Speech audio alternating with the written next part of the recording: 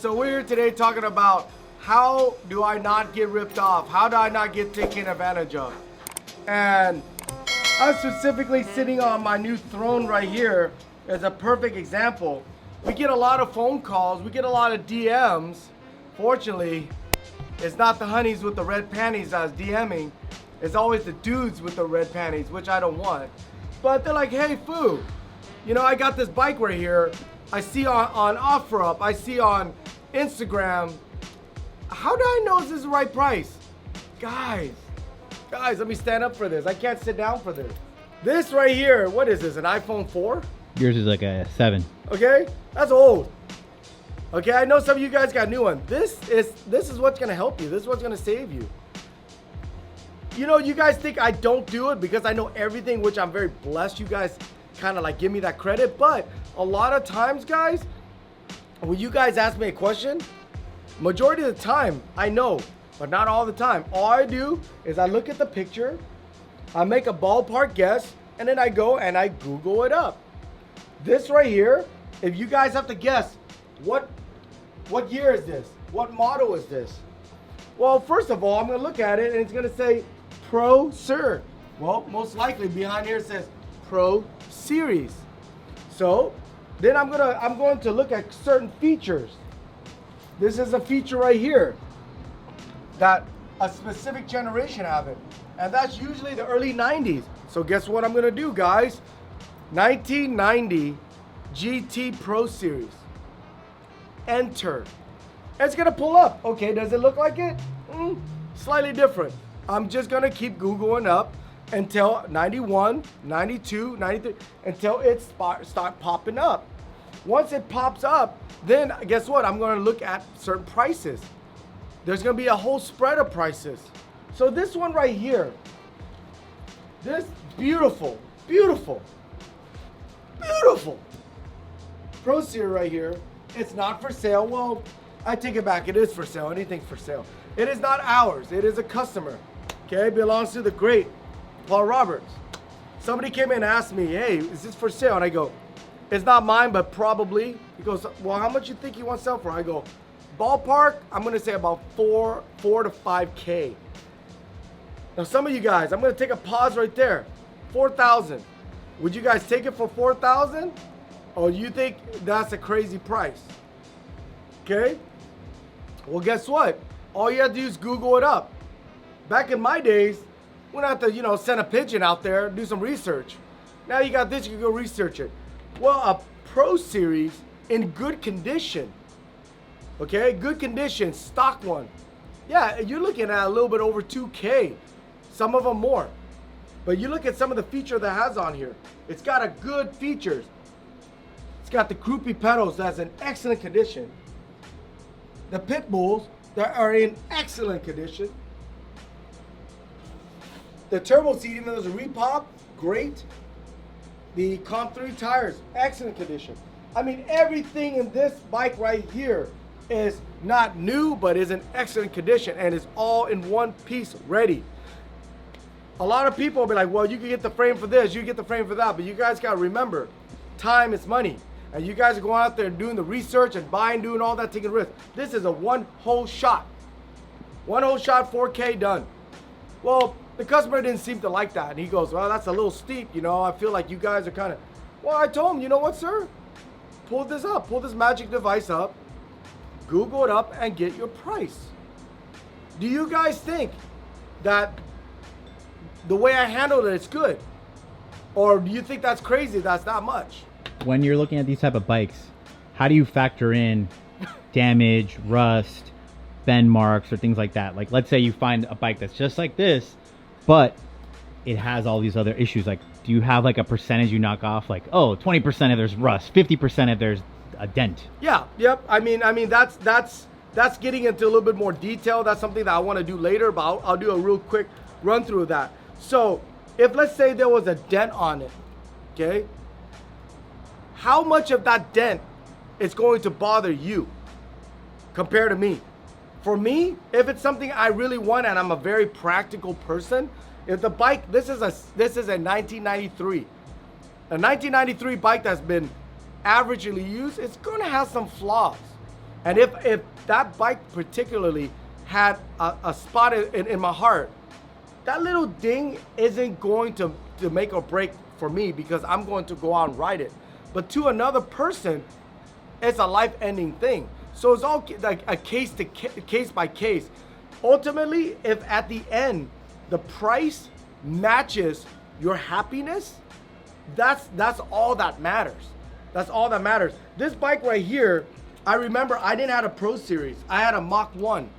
The Mach 1 I had also this. Could somebody please tell me what this is called?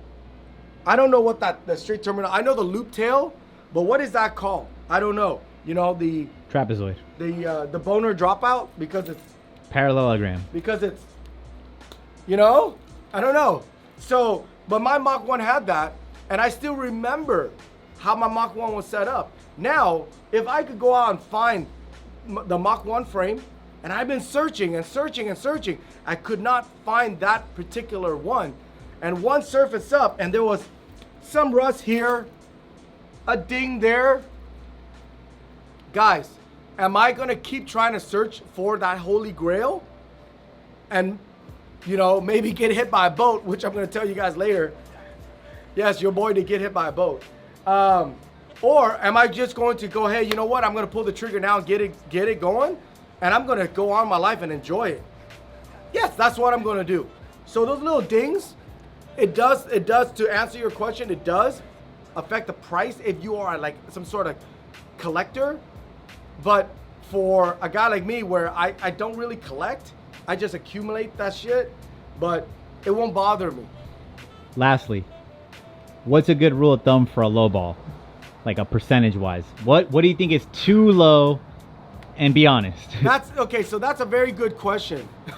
That's a very good question. It all depends how long the ad's been up. If the ad's been up for like maybe a couple of days and you're gonna lowball, that I think, no, you don't want to lowball, okay?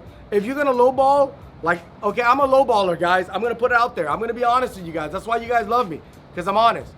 I'm gonna straight out and go, hey, I'm gonna lowball you, okay, if that's okay. And you know what? Usually they go hit me, and I'll give them that. But otherwise, if this bike's going for $3,000, I'm gonna tell you $1,000. Get out of here, dude. Go jump off a cliff somewhere. Go play on the freeway, okay? But if it's $3,000, you want to be practical. You want to be respectful. You know what? Tell them, $2,000. That's already kind of lowballing. That's 33%. That's already lowballing. But that's a little bit of lube. You kind of giving him a little bit of lube. But if you're gonna go and offer him $1,000, you know what? You might as well go use a file. You might as well go rape this guy with a file. Okay? So it depends. But if the bike has been up for like a year, yeah, it's a little different. It's been up there for quite some time. So a few weeks, 33% is fine. A year, 50%. I would say you're pushing it. 33, around the 30, you're pushing it. Okay, you don't want to go on beyond that. Beyond that, you're picking a fight. Okay, but if I saw such a great thing like this and it's going for 3, I think you're pushing it. That like respectfully, about 2,500. So what's the percentage? Like 20-something%. How you so good? Right. I'm like, that's so wrong. The Asians are so good. But yeah, but you would want to look at everything else. You want to look at everything else. Make sure that everything's authentic and not repop. But to go back to what I was saying, this whole purpose of this thing is, guys, the whole pricing thing, all that, it's very easy. Use your cell phone. Use your great cell phone, your smartphone, to compare price, compare product. Don't do it afterward and then blame people for ripping you off. No, you ripped yourself off. Another scenario is we had a customer come in. And the customer come in and he bought something. Later on he came back, he was not very happy with the price. And we're like, why? He goes, well, after I went home, I went and I Googled it up and I found out that there's a couple more places that are cheaper. Okay, well, why didn't you do that when you were in the shop? This is Epic BMX. The other one is, Joe Schmoes. That's why we got 2 different names, 2 different product. No, we're not 2 different products, but 2 different locations, so it's different. So guys, use this. Okay? Another thing what you guys need to realize is that the whole pricing thing right here, guys, we have a lot of different overheads. We have a lot of different workers. We have a lot of different method of running things here compared to other places. We had a customer that graced us with, you know, his business. He wanted us to order him something, but he was smart. He compared it with a price on his phone, just like what Food said. Okay? But the one thing he did was, do you price match? And that's one of the things, guys. That's my pet peeve. I hate price matching. You guys, listen up, because I'm gonna ask you to comment, okay? I hate price matching. He goes, I'd rather buy it from you guys, but can you guys price match? Sure, we'll price match it. So we got the bike in for the gentleman, built it up. Gentleman took it home. He patted himself on the back. I did my research just like what Fu said. I researched it and I got the best price. Well, something happened in the back wheel. There was a manufacturer defect. He brought it back. Hey, this that happened. We fixed it. We went out of our way. We got him like a replacement wheel. We fixed it. Now here's the thing, guys. If he would have bought that online and that would have happened, what do you think the hoops that he has to jump through? A lot of hoops. But he came here and he got the same price as online because he did his research and he hustled it really good. Proud of the man. But he actually got better service because we went and we got it fixed. Whereas if he would have bought online, he would have still not had done. Now, I'm not out there taking shots at online because there are online shops out there that do take care of you guys. But unfortunately, for the most, they don't. Okay, there are a handful of good riders' own shop out there like Albies, Empire, Secret, you know, Kings. Those guys are all great homies though, and I know those guys all take care of you. Some of those other guys out there, I can't speak for them, but I've heard bad stories. So, in the end, did he get a better price for buying it from us because we took care of it, or what? Comment in, guys. I think he got the better deal, and the price match wasn't really fair on us. But kudos to him that he went and did his research. But for some of you guys, like the previous example where he went home and then he did his research, that's just straight ass backward. Okay? That's just like me just starting wearing longer pants. Okay? That's going backward. These things are going up higher as I'm getting wiser. I hope this helped you out. If it doesn't, feel free to DM me, okay? DM me if you got a hot wife or something. DM me her pictures. Whatever. Don't DM me yours, okay? But real quick, if you guys have the time, so your boy here got hit by a boat during this weekend. Yes, you guys know I go diving a lot. I went diving with Mike Clark Hucker, and it was a freak accident, dude. We were out there. We were kind of dumbass ourselves. We didn't have a dive flag, which some of you guys are probably blown away by hearing that.